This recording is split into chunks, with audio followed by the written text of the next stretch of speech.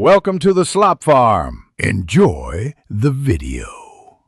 You start by confirming prerequisites, device with iOS 13 or later and camera access enabled.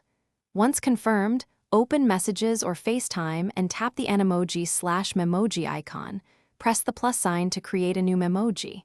Make sure your face is centered and well lit so the app captures expressions accurately. This gets you into the editor immediately, where the app maps facial features to the avatar. From here, you're ready to pick base features and begin personalizing.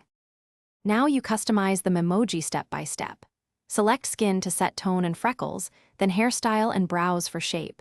Continue through eyes, nose, mouth, ears, and accessories. Use the color picker and sliders to fine-tune saturation and brightness. This yields realistic tones that match your face. Once done with a section, rotate your head and make expressions to verify tracking. Save drafts as you go so you can revert if a choice looks off later. This prevents repeated work.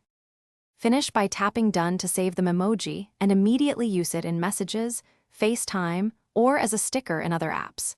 If you want variants, choose Edit then Duplicate so you can experiment without losing the original.